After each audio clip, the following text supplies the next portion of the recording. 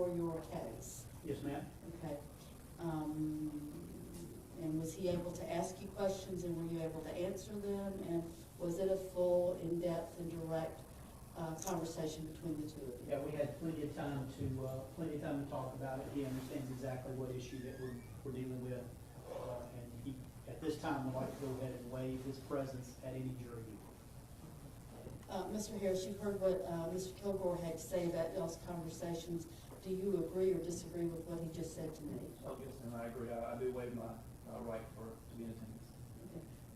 Have you had adequate time to sit down and thoroughly discuss this topic with your legal counsel, of which there are 3? Have they been available to you for making this decision? Yes, ma'am. Has it been a thorough and complete conversation in your opinion? Yes, ma'am. Have you been able to ask them questions both about factual decisions and legal decisions as it relates to this issue? Yes, ma'am, I have. Have they been available to you and direct and forthright in giving you their legal and strategic opinions on this issue? Yes, ma'am. Are you satisfied with the time you've had to speak with them? Yes, ma'am, I am. Are you satisfied with the quality and the content of those conversations? Yes, ma'am. You need to just specifically tell me what your position is with regard to attending any viewing of the vehicle. Do you want to go or not? Oh, I do waive my right to attendance. Yes, ma'am. So, do you want to go or not? I do not. Does the state have any questions or issues or areas that you feel I haven't adequately addressed? I'm open to your thoughts. My only suggestion would be that, and obviously it kind of goes without saying that we're having this dialogue, that if the defendant indicated that he wanted to go, I assume the court would be inclined to find some suitable requirements that would allow him to be there. And I think that's kind of self-evident by the line of questioning, but we might want to be explicit about that. Well, I'll be explicit about that. If for any reason at any point Mr. Harris changes his mind and desires to be present, it just needs to be called to my attention, and I'll address it and work on it and develop it. Mr. Harris, I know you sat down, but did you hear me say that? Yes, ma'am. Okay, so you understand that if for some reason you have a change of mind, you need to call that to my attention. Yes, ma'am. You can do that through your counsel. Do you understand? Yes, ma'am. Anything else for the state on this topic? No, ma'am. Just this narrow topic? Not for that narrow topic. On that narrow topic, and then for the defense on this narrow topic. Not on the waiver issue, Judge.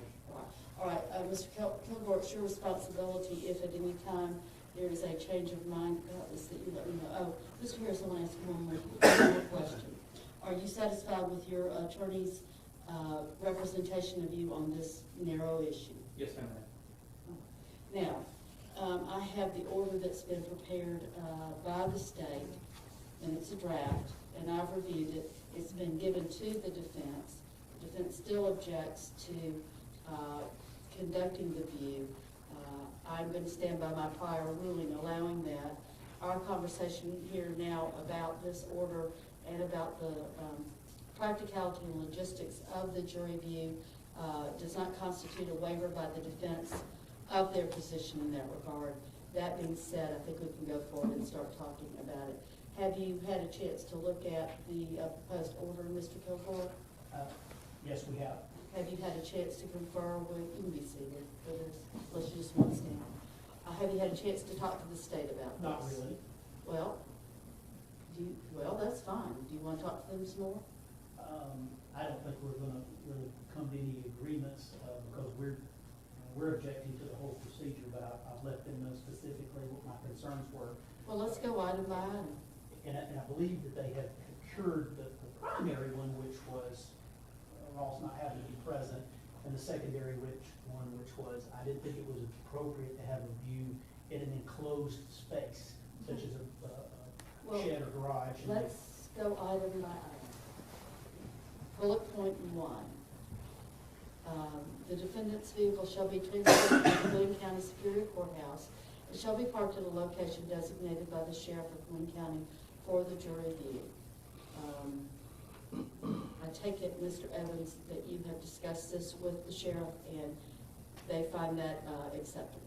Yes, ma'am. We started off initially discussing that with the idea that the defendant would be present The only reason that we changed and modified that to discuss moving to enclosed areas because of some of those security concerns. But now that that's not an issue, I had my investigator reach out to Major Lewis and confirm that there are at least 2 locations they're considering here at the courthouse where they could bring that vehicle that they believe would be suitable. Obviously, there need to be some further instructions to the media about not filming any jurors because they would be visible. But they've come up with a couple of ideas, and we're working with them on that.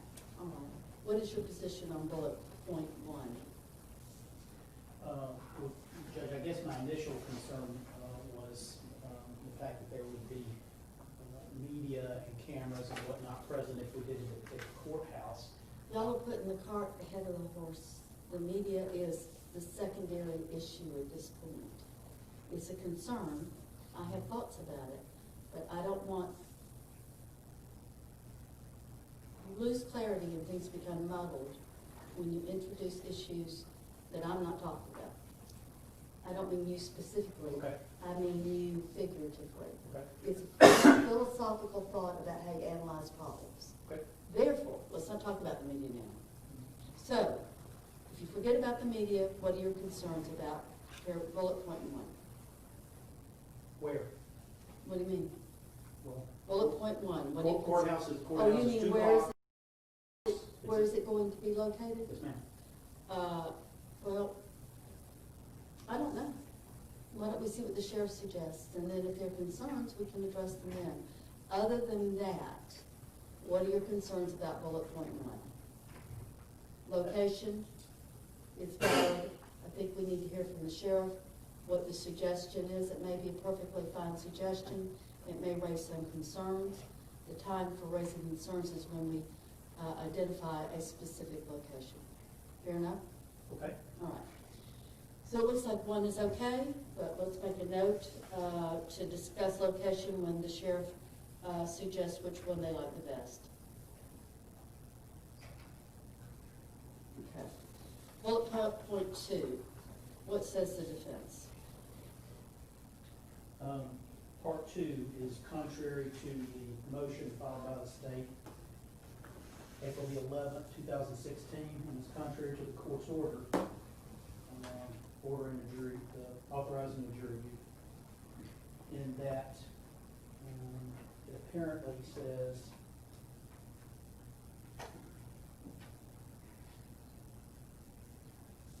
that State's Exhibit 307, which is the child safety seat, can be placed in the vehicle in the precise location documented during the processing of the crime scene. That's not at all what was discussed in the state's motion, which was filed back in April, nor is it addressed at all in the court's order. The car seat is in evidence. And it's our position that if we now start taking evidence and putting it in the car, we're manipulating the evidence. We're absolutely going to object to it. This has not been previously litigated. It has not been discussed. It's not been ordered by the court. And again, I will go back to at the real heart of it.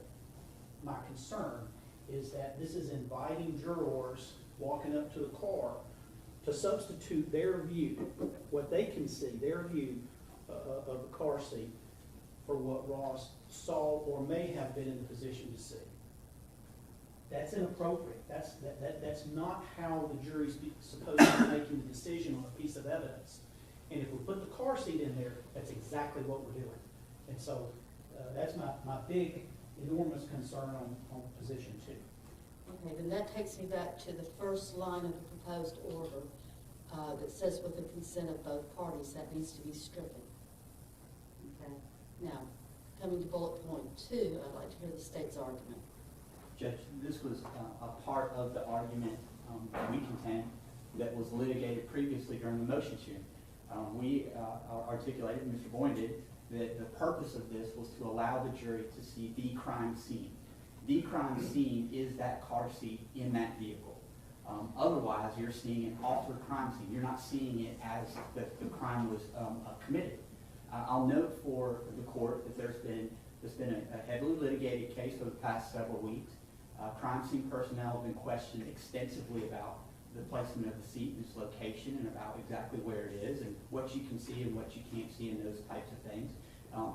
Right now, just looking at that vehicle, it is an altered crime scene. It is not the crime scene as investigators found it, as the defendant found it from the date of the alleged offense. And putting that car seat back is no more prejudicial than the other information that's already been brought out before this jury through the testimony of crime scene investigators and through photographs and videotape that's already been played for them. All we're asking is that they see an unadulterated, unchanged crime scene pursuant to your prior order that will allow the jury to see that. And we think that that's appropriate in this case. We certainly have put in ample testimony that that can be perfectly, precisely recreated. I'll note, too, that the defense has strongly objected to certain 3D animations or certain 3D scans that were performed of this. Hey, if there's any question about that, seeing the car seat itself in the vehicle will certainly allow the jury to do a comparison of the 3D scans that were done in this particular case as compared to what was actually seen and observed by crime scene investigators as they found this crime scene on June the 18th of 2014. So we'd ask merely that they allow to place the crime scene as it was in that the car seat will return. I will note that there's a sentence there, and I know I'm not supposed to muddle things, but we have absolutely no objections to the defense viewing that and going out with our crime scene investigator to make sure that it's accurately placed prior to the jury view as well. We have no problem with that. Well, I don't see that as muddling. It's specifically delineated in bullet 2, so that's, I don't have a problem with that. Okay, do you want to say anything else, Mr. Kilgore? I think we made our statement there. I think you both made your argument. Bullet point 2, I find acceptable. All right. Bullet point 3. What says the defense? There's nothing specific about that statement that I take a position on one way or another, Judge. How are you going to decide how the door is going to be open? What positions? Was it fully open? It was, Judge. We plan on just leaving the car door fully open before the jury even arrives for the jury. Okay. And put it in there with the driver's side door fully open. I guess, Judge, I apologize. Let me just put on the record, based on what Mr. Evans just said about this being a crime scene, put it back in the state that it was, if that were all so. The door was closed. The door was in fact closed. The indictment itself speaks to that fact. So Mr. Evans is concerned about altering the quote crime scene. Having the door open would be an enormous alteration and amendment to the quote crime scene. So I guess to that extent, we would agree with him. It would not be appropriate to have the door open because that would be altering the scene. You have the door open, but it needs to be fully open. Excuse me. So that means your open becomes an opened ED. Okay. Bullet point 3.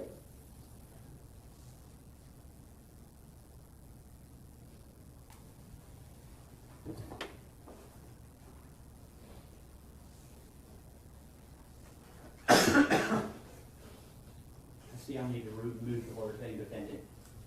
I'm sorry. Oh, I'm sorry. No, I'm incorrect about that. I had that on purpose. What line do you want? I don't see any problem. What says the defense regarding bullet point 4? We want to make very clear that there are no trial witnesses in eyeshot of the jury, including any law enforcement officers. You mean any witnesses in this case? Yes, ma'am. Which would include Detective Stoddard or any other law enforcement person. He's been exempted from the suite. Well, all right. What do you say about that? I mean, there's going to be law enforcement there, but they're going to be Glenn County. Clearly. Yes, sir. Because Detective Stoddard has been exempted, we ask that he be allowed to remain with us. We'll instruct him not to speak to us or not to interact with the jury or anything like that, but we ask for an exemption for him because of the placement of when we intend to doing this during the presentation of the state's case, we don't expect that that will be an issue. There should only be one or two witnesses remaining at that point. From the state's perspective, it would just be incumbent upon the defense to instruct their witnesses not to be anywhere near this, because we think that we'll have already presented our law enforcement officers by that time. Well, I've accepted Detective Stoddard, and I'm gonna stand by that, and he can be present, and stand with the prosecution team.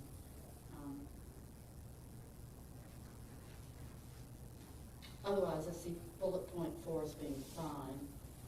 It might be a good idea to add language here about where designated places for the defense in the state to be, unless, let's see, is paragraph 5 going to cover that?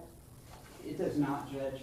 Yeah, I didn't think it did. Or I think it alludes to it, but it doesn't specify. I think that would be fair to say. Depending, I know the precise location that the sheriff's office is contemplating for these two. I just didn't want to mention it on camera at this point for various reasons, but I feel confident that we'll be able to speak to the sheriff's office and probably come to some sort of resolution depending on which of those two they deem most appropriate. And if I need to add specific language to bullet point 4, I'm happy to do so once they've made that decision. What's before?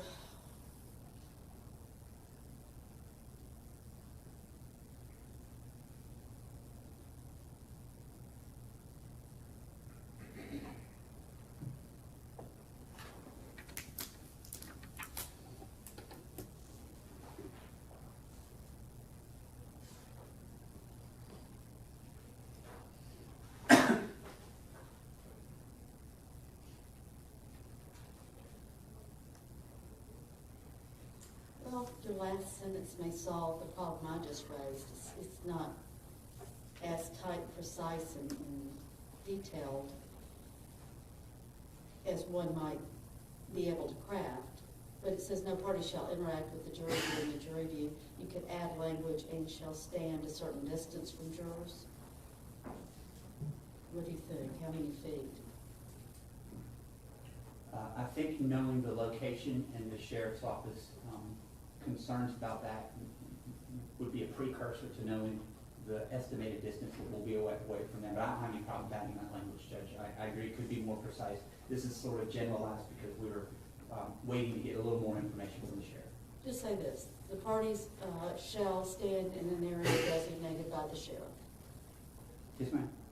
And then if y'all got any problems with where you're standing, call it to my attention.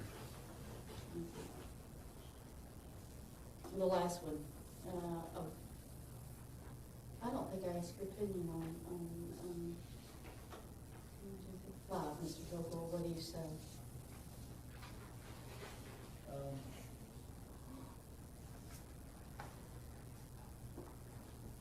Respectfully, Judge, we're sort of light on a couple of details during this discussion. Mhm. It's really the details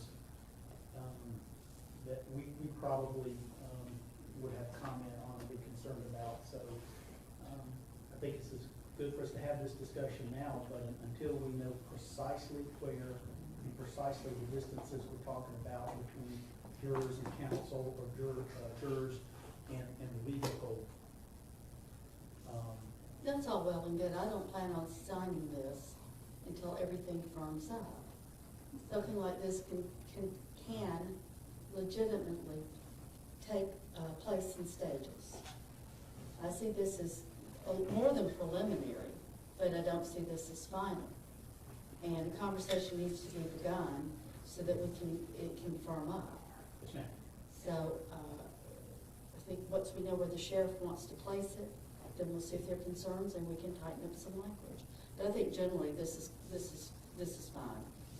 Why don't I reach out to the sheriff's office and see if they can either be here first thing in the morning or during our morning break? Well, I think the sheriff's already communicated he wants to meet with me. Okay. And I intended to meet with all of y'all with him.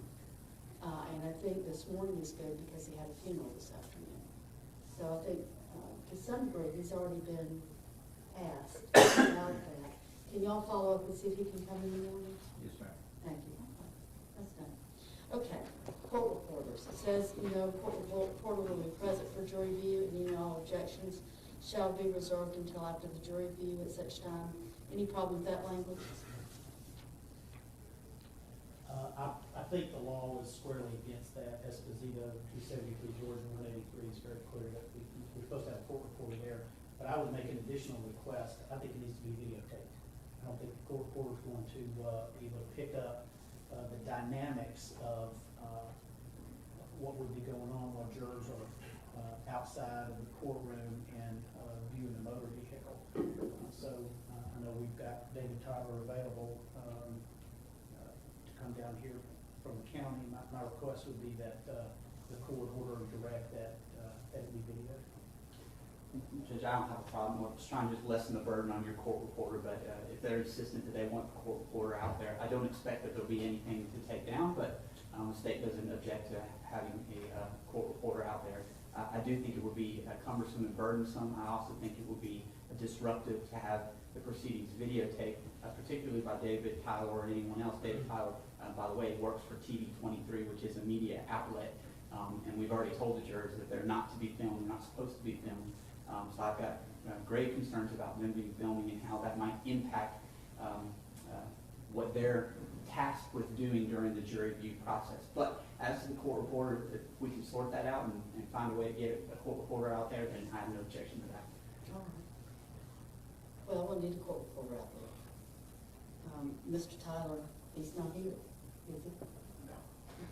No. So I'm not going to do that. And a videographer, I don't see.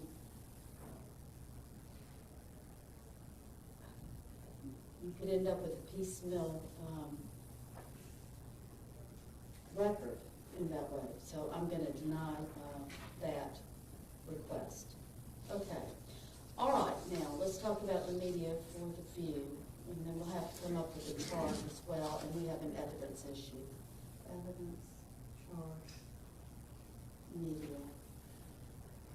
And then we'll meet with the sheriff in the morning and fine tune where the vehicle will be and where the parties will stand. From an evidence point of view, is the vehicle, are you going to put it in evidence? How do you plan on doing that? No, we had a discussion about that. I mean, while it is a piece of evidence, just as a crime scene is a piece of evidence, it's not something that's actually going to be tendered. I don't think it needs an exhibit sticker or anything like that. You know, if the court feels strongly one way or another, I would welcome insight. But we had that discussion, and we simply don't believe that it's a piece of evidence similar to something that's brought in and actually tendered in court. How do you anticipate preserving it? I'm sorry? How do you anticipate preserving it? Well, it's currently being housed by Cobb County Police Department. They've had it preserved at their evidence shed. I think it's been preserved there for years since this happened. So I would assume that until the conclusion of any appellate work, if there is, that we'll find some way to continue to preserve it in Cobb County's evidence unit. It's really no different than a jury view where you go to a house or something like that. You wouldn't necessarily tender a house or even be concerned so much about preserving the house. I suppose the house could be demolished afterwards. But out of abundance of caution and for posterity, whatever that may be, I do expect that we will keep that vehicle until the full conclusion of this case, whatever that may be. Well, a house is totally different than a car because a car can be moved about and a house is much more difficult to do so. But otherwise, your observations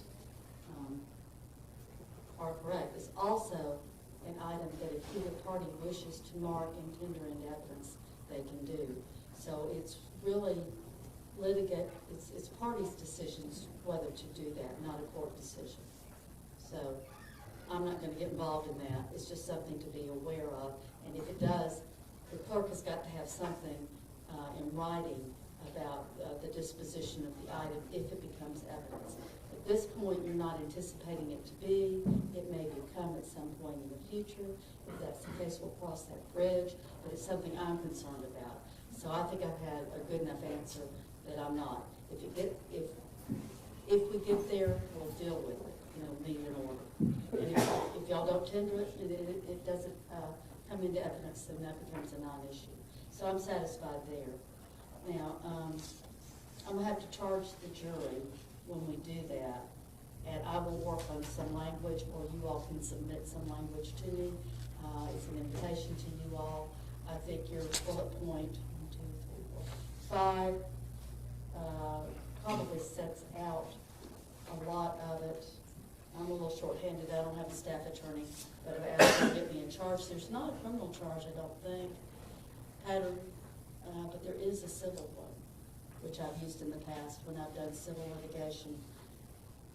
But I'm gonna have to have some help getting the research done, because I've brought my criminal pattern injury instructions. I don't have my civil. Maybe I can do something over the evening, I don't know.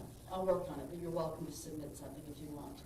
You don't happen to know what that civil charge is, Judge? We have electronic versions of both civil and criminal, so I'd be happy to take a look at it if you happen to know the charge number. Obviously, having done no civil law in my career, I would not know what that is. Well, actually, the one where I used it was about a house. Okay? Since we're talking about houses, they went out to look at a house with a roof that went like this, to see if the homeowners needed to pay for the roof or not. So I think it's under, view, it's gonna be either under view or seen. It'll be in the civil book, That's a good enough start for us, Judge. We'll see if we can find out this evening. because that's where I was gonna look. Yes, ma'am. All right, well, everybody's invited to present whatever they want, and I'll read something from your submissions. Now, let's talk about the media. Mr. Sharon, this is gonna be your task to interface with them. To me, the important points are that no jurors are to be depicted in any way by the media. And then the other issue to me is that their distance needs to be properly established. Those are my two concerns. And I know that you can work with them to make sure that they have access to doing what they need to be doing, but that the juror's identity is protected, and that they aren't in a position where, I don't want the jurors more aware of them than what they're looking at. I understand. What does the state have to say about all this? That's fine, Judge. I think you've addressed our concerns, and I trust that you'll adequately inform them through Mr. Sharon that they're not to view this. Of course, we'll be able to give them, I don't want to broadcast it publicly, but when we know the precise location, so there's no inadvertent filming, we can tell them this is the area that's absolutely off limits. Okay. Well, I think that we need to let the media know when and where, see what their thoughts are about a setup. I want a full camera. I don't want a bunch of cameras, just one, because I know y'all are listening, because I see you thinking. I want one camera, so y'all are gonna have to pull, and then you can work with Mr. Sharon as to where you wanna place it, and then I'll look and see if I'm comfortable with it. Although so far I have no reason at all to believe I won't be, because you all have just been very appropriate with everything you've done, and that's appreciated and noted. So one camera, I'll let y'all know when and where. You all can interface with Mr. Sharon as to where you want to place that camera. If there are any concern, we'll all get there in advance of the jury being brought, and everyone can voice concerns at that time, and we can work on something, and I'll make decisions as needed. And after that, then we'll bring the jury up. I think that'll work. Mr. Kilgore, what do you say? That's fine. I don't really have a position on that one way or the other. Okay, because your input is welcome too, and invited. Okay, so you can take care of that? All right, we'll meet with the sheriff in the morning. Any other issues regarding this with the state, No, ma'am. with the defense? Not at this time. Ms. Deputy Moore, can you let us know if the sheriff can meet with us at 8:30 in the morning? Yes, ma'am, I have Major Lewis on his way now, so he could talk to him before we get out of work. Brilliant, okay. So we'll try to get that firmed up before we end the day. Anything else before we send for jurors? Can we have 2 minutes to run the restroom real quick there? You run? Thank you. Okay. 1001, 1002.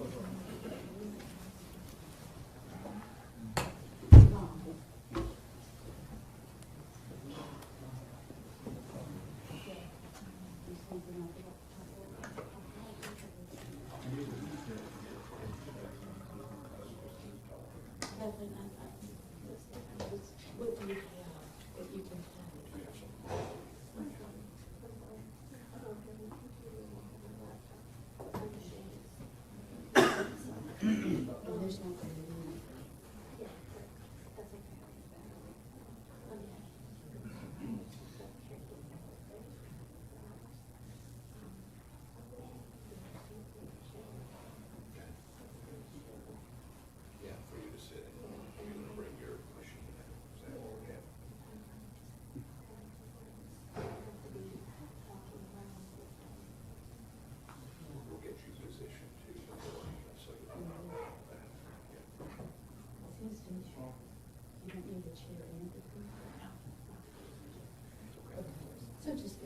here in an office taking depositions. Yeah. Well, usually. Oh, here.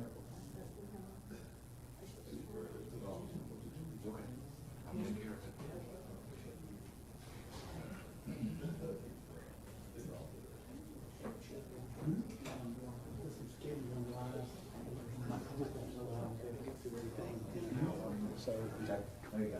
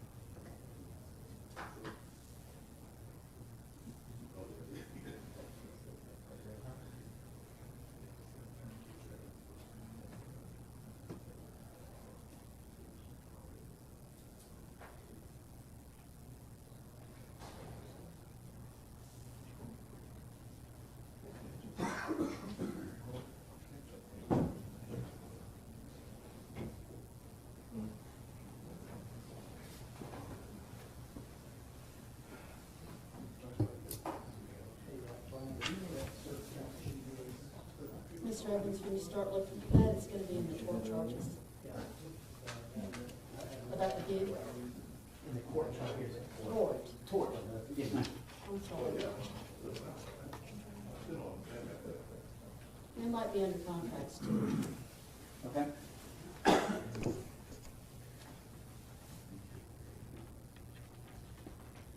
I'll be ready.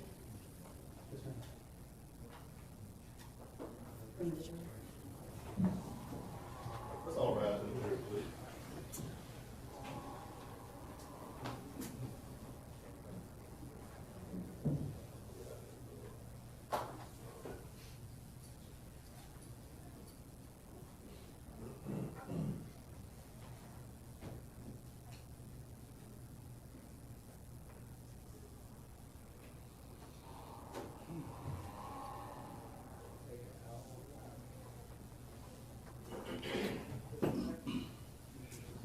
Watch your step.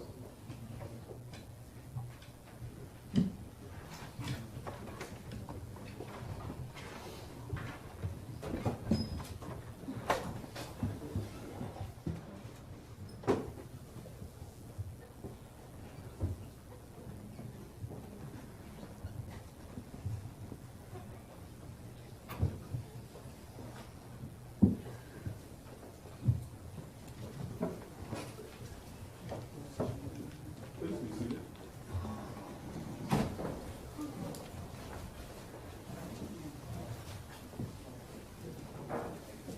When you're ready, you can resume. All right, we left off talking about Detective Sean Murphy.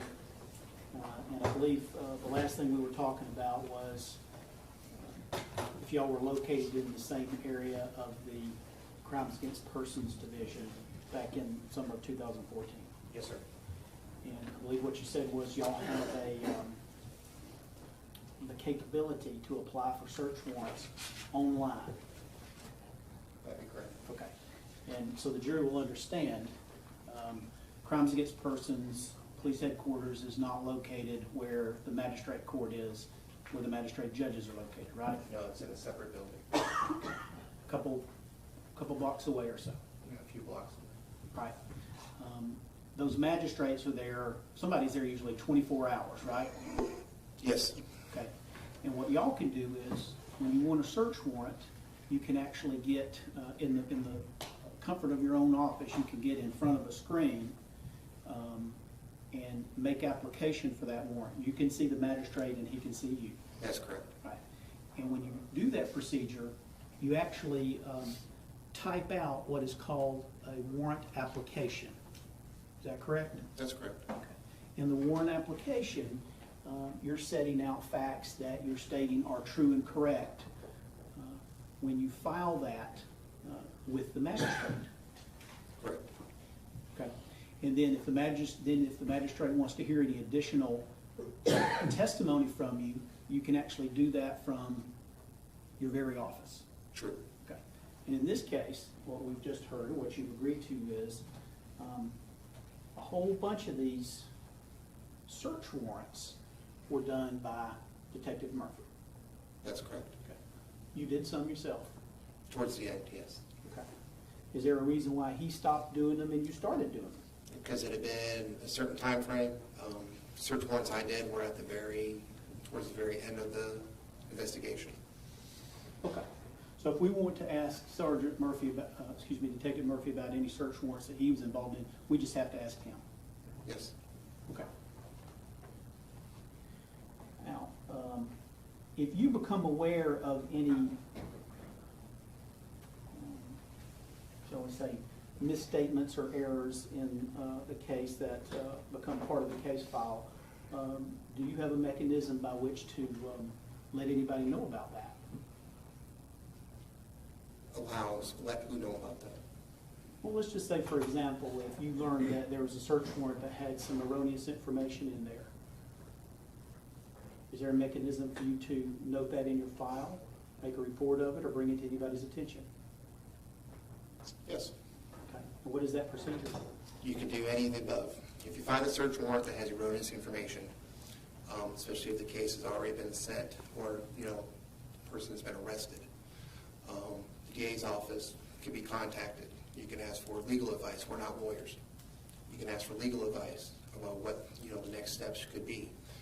You can also go through and take out another search warrant, explain to the magistrate you're taking another search warrant out for the same piece of equipment for a different reason, or not for a different reason, but to expand or clarify any information in that search warrant. Okay. And in this particular case, you didn't go through any of those procedures, make any such notations in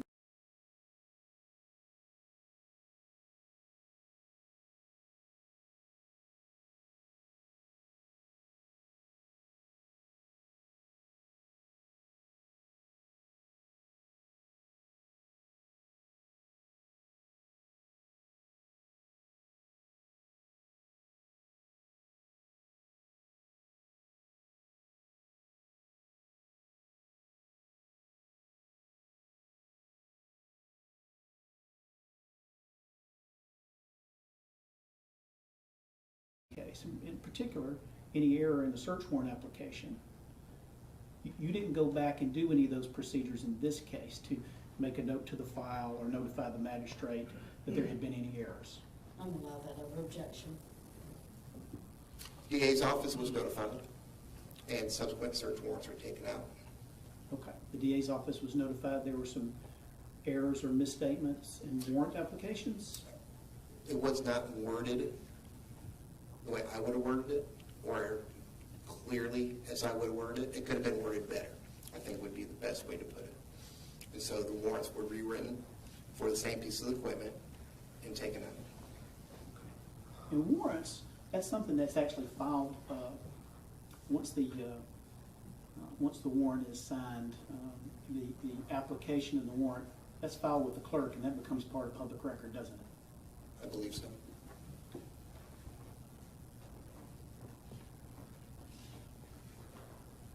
All right. Did you have a chance to listen to that real short recording of your interview with Wesley Houston? I did.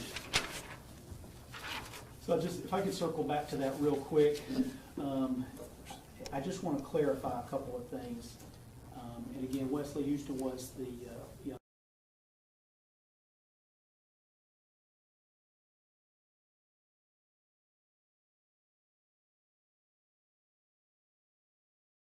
on the afternoon of the 18th of June with Ross leaving the building, right? We did. Okay. And the person that would have been sitting to his right, that would have been Wesley Houston. Correct. Okay. And specifically as to what you learned during your investigation, and speaking with Mr. Houston, he never told you that Ross had told him that he was going to a movie. No. And he never told you that Ross said he was meeting Winston Mullins. No. and he never described Ross's statements to him as like making a public service announcement when he was leaving. No, sir. Okay. What you learned was that, in fact, Ross's wife, Leanna, had come in to the treehouse a little bit later, and she had notified Wesley Houston, my husband's name is Ross. I think he was supposed to be going to a movie with Winston Mullins, I think. Yes, sir. And Mr. Houston indicated to you that he had actually checked the computer records when Ross's wife gave him that information. Yes.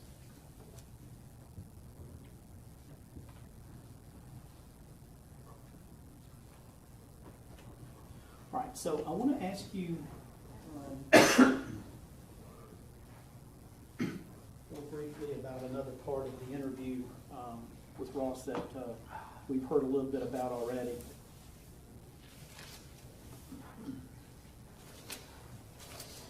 So as Ross was describing to you the events of the day, and we got to see that interview previously. He told you that he had gone to lunch with some friends. Correct. Okay. And that they picked him up. Correct. And again, it certainly couldn't have been a secret to anybody working in that building that there was security cameras all over that parking lot, right? No more visible security cameras in the parking lot, yes. And he told you specifically that he went to Publix for lunch. He did. Now, we had a little testimony yesterday about Ross throwing out a Publix receipt in the trash can while he was in the interview room. He did. Okay. And you would agree that shortly thereafter, after he threw out his receipt, he promptly told you that he had been to lunch at Publix? Yes. Okay. And that's true. You found out that was true. It is true. Friends did come pick him up. He did go to lunch at Publix. Yes, sir. Okay. Now, as you recall, certainly, that when you previously testified about this issue back in July of 2014, it's fair to say what you testified to, that it was impossible, or it was an impossibility that Ross forgot to tell you about dropping off the light bulbs in his car. Can you tell me what page that's on? 82 through 83.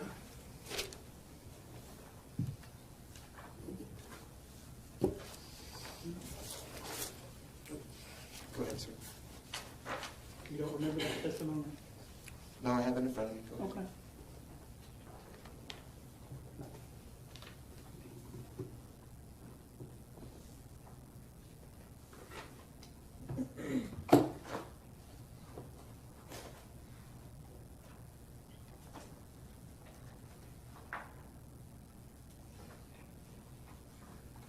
On page 82 there, you see I specifically ask you, you agree it's certainly possible that he forgot going to the Home Depot to get those light bulbs? Correct. You said no. I did. And I said, you don't think it's possible? And your response was what? I don't think it's possible at all. And there's a little more discussion about that, but at the end of the day, There is. that was your testimony. Yes, sir. Now, you agree that on that day that Ross gave his interview with you, that would have been an incredibly stressful scenario, really, for anybody. He'd just been arrested, he had the death of his son. I mean, it was a stressful situation, wasn't it? Quite possibly very stressful. Okay. And the interview was within just a couple of hours of finding his son and being arrested. Correct.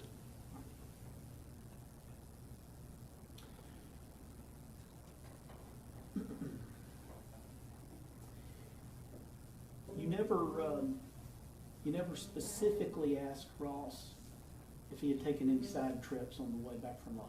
I did not. He just basically sort of in a prose form just kind of told you what had happened during the day. Correct. And that included going to Chick-fil-A. Yes, sir. And he was telling the truth about that. Yes, sir.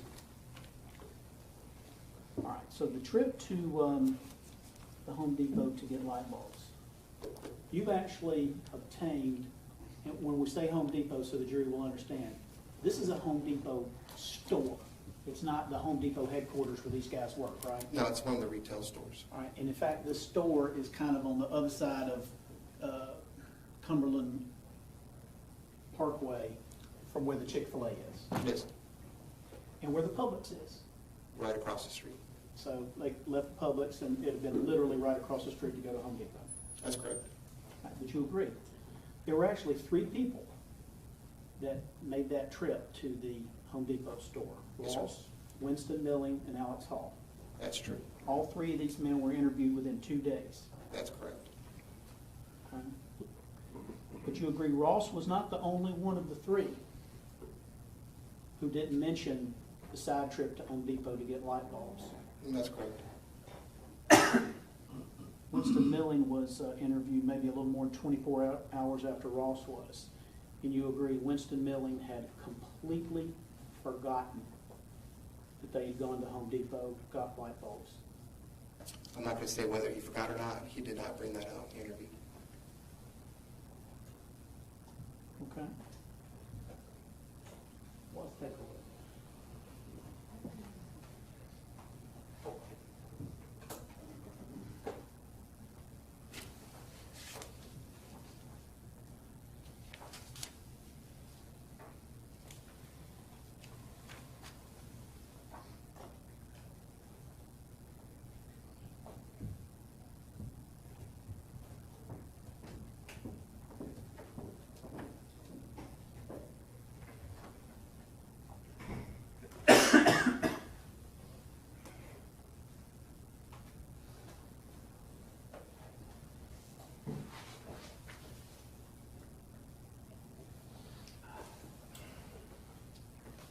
If I could just have one moment, Jay.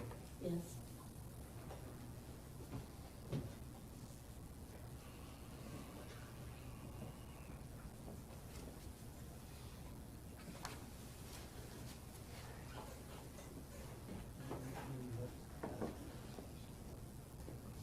You recall in interviewing Winston Milling that when he told you about what they had done that day, initially he left out completely going to Home Depot.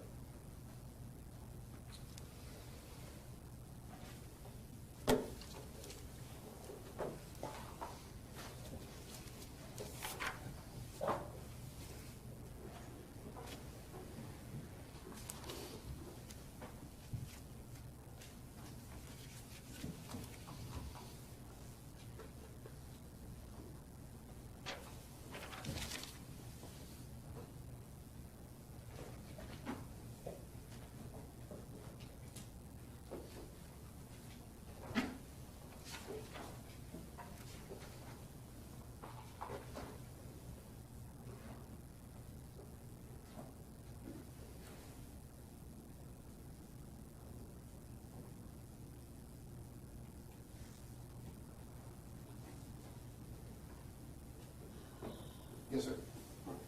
And in fact, y'all had to call to his attention. You said, didn't you go to Home Depot? That is correct. And what was his response?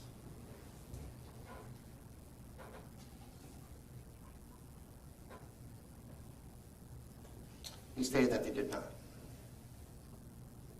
And then when you reminded him that they had gone to Home Depot, what did he say? He only said he's not paying attention when they drive.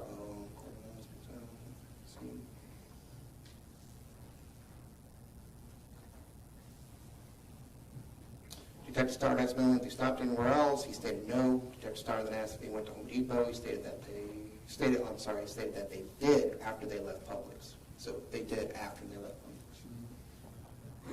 So Winston Milling, 24 hours or so after Ross was interviewed, 2 days after he'd been to the Home Depot at lunch, he had forgotten. Yeah, he did not mention it. Okay. And it wasn't until you specifically asked him, didn't you go to Home Depot? He said, oh yeah. And he recalled at that point that he had gone to Home Depot as well. Is that true? It's true. And in fact, Winston Millen didn't just stay in the car. You've got video of him. He actually walked into the Home Depot store with Alex and Ross when they bought the light bulbs. That's true. And it's fair to say that it's highly unlikely that Winston Milling was under the same kind of stress that Ross would have been. Is that fair to say? I would say it's fair to say. Okay, I mean, Winston wasn't in custody. He hadn't been read Miranda rights. He wasn't a suspect. True. He had lost a child. True. A lot of factors. Very true. And yet he forgot to. Yes.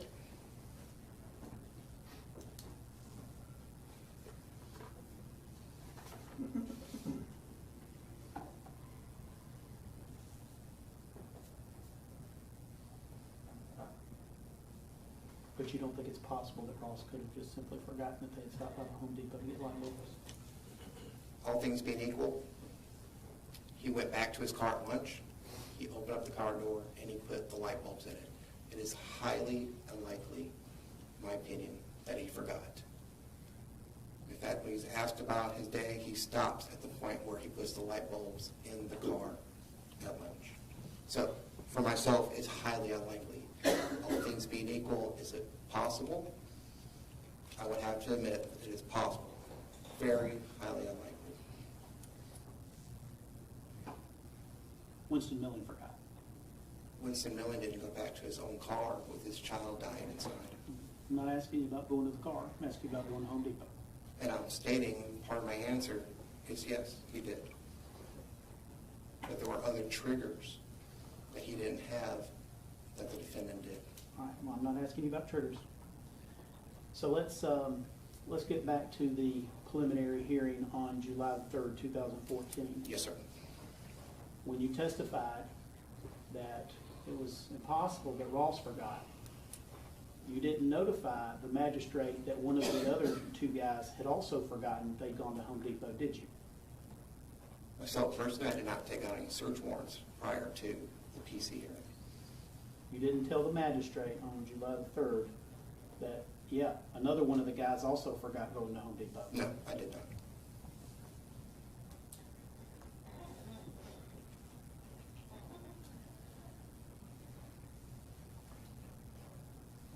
I want to talk to you briefly about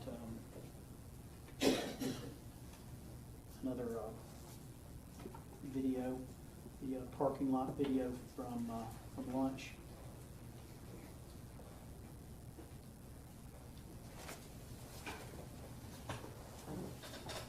All right, so we saw a video yesterday, actually I think we saw two, that where Ross is dropped off after lunch at his car, and see him open the car door, put the bag in the car, close the door. Correct. And you've timed that before, It has been. so you agree it's less than 5 seconds? I don't have the exact time, but yes, very quickly. All right. And you agree that what we see in the video is when he opens the door, puts the bulbs in, closes the door, there's no lingering or stopping or hesitating, anything of that nature. The door closes and he immediately walks away. Correct. Now, you touched on this some yesterday, and I know it's something that you want to address. But when you testified back in 2014, Yes, sir. you agree that what your testimony was is that he opens the driver's side door, What page are you on, sir? 2748.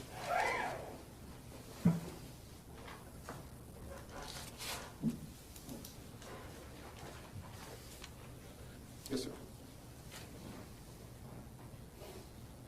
Testify that he opens the driver's side door and kind of tosses the light bulbs inside.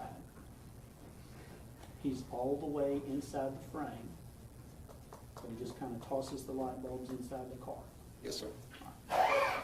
And then Mr. Boring asks you specifically where he can see the car seat. And your answer was, what did you say? Correct. And what you testified to then was that when he reaches in, he comes up, he opens the door, and as he's reaching in, he kind of turns his head a little bit. He's in there, he has a clear view. He kind of turns his head and then just tosses the light bulbs into the car. Yes, sir. All right.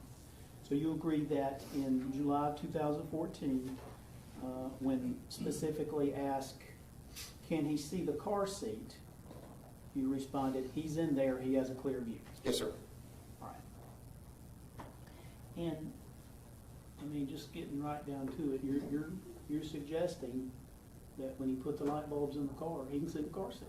I'm suggesting that when he walks up to the car and opens the door, he has a clear view. Okay. As he continues forward into the door frame, he has a clear view. I'm not stating where his eyes are. I'm just stating he has a clear view. And that little explanation right there, that's not exactly what you told the magistrate back in July of 2014. But it is, and it was cleared up by yourself on page 90. Okay. Because you came back and asked me about it, sir, and it cleared it up then.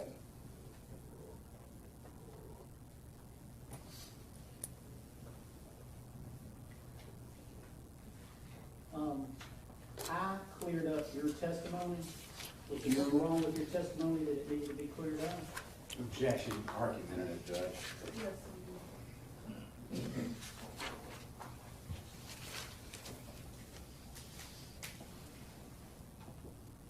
All right, well, let's talk about the next time Ben testified about this.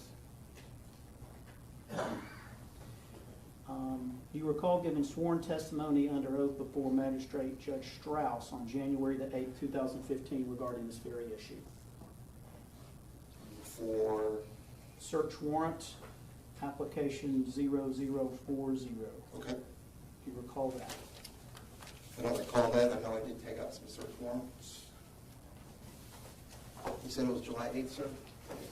No, sir, that is, it was January the 8th, 2015. January the 8th.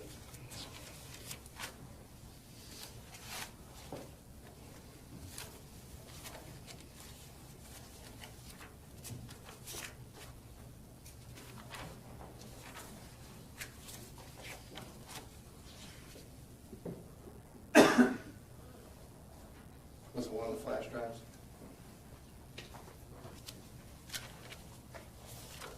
I don't recall.